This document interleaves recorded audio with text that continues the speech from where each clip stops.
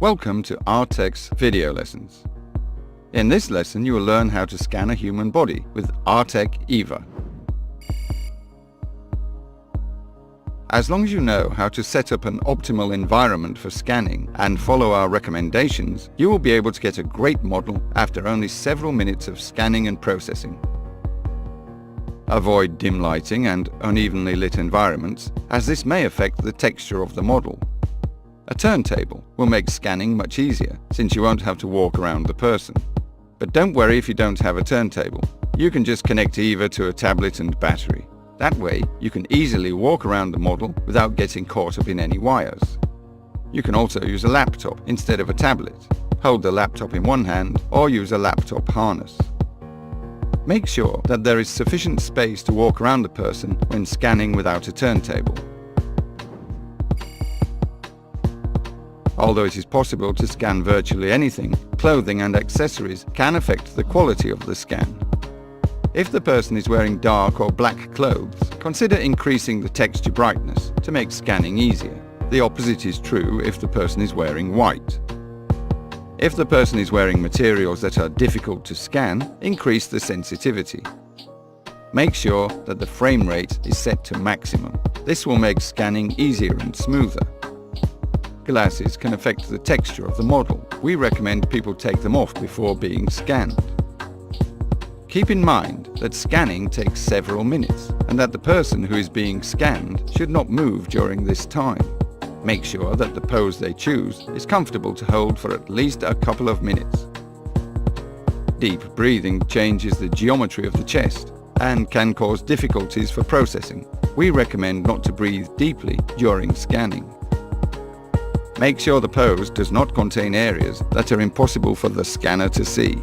Either have the arms held tight to the torso or have them far enough apart from the body that the scanner sees the area clearly. It is better to keep fingers together because keeping them motionless while spread apart is very hard, and movement may affect the results.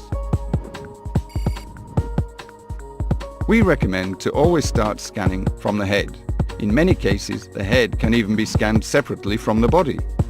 Keeping facial muscles motionless for a long time is very difficult, so we recommend scanning the face with one swift motion. The optimal trajectory for scanning the face quickly and effectively is as follows. Start scanning from the ear to the nose. Lower the scanner to capture the chin from below. Then raise it to scan the area above the forehead. Return the scanner to the nose level and finish scanning the face by moving it over to the second ear. Then you can scan the hair. Remember to scan from all angles and always keep the shoulders or back in the scanner's field of view. We'll talk more about scanning hair in a minute.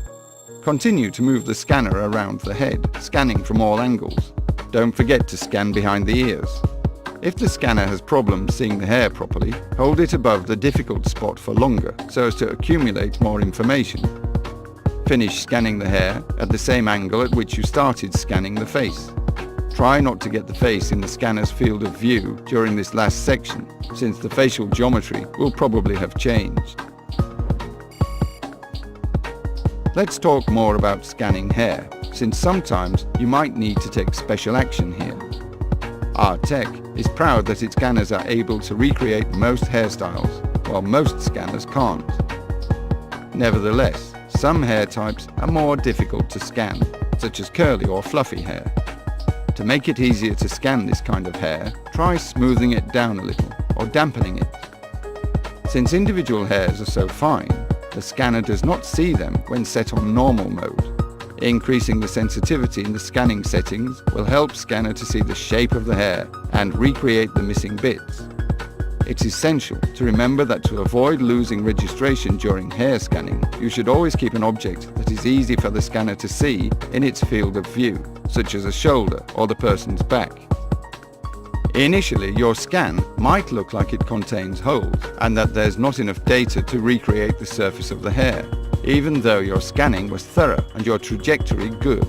In most cases, everything is fine and you will have collected enough data. The final scan will always look much better than the raw data. Scanning the body is easy, as long as you meet a few simple conditions. Scanning the body is much like scanning the head. First you scan the front of the torso front, then the side, then the back, and then the other side. After this, you can go on to scanning the legs. Always remember, to get a good scan, you must change the angles of the scanner so it sees the person from every perspective. Legs are generally the most still part of the body, so you can scan them separately. However, scanning the whole body in one scan is also an option.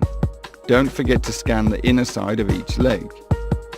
When scanning the feet, remember that if the floor contains rich texture, you can use it to restore registration should you lose it. So be sure to scan the floor around the feet. Remember that the feet should also be scanned from all angles. After you finish scanning, ask the person you scanned to hold his or her pose for a minute more in case you missed an area during scanning.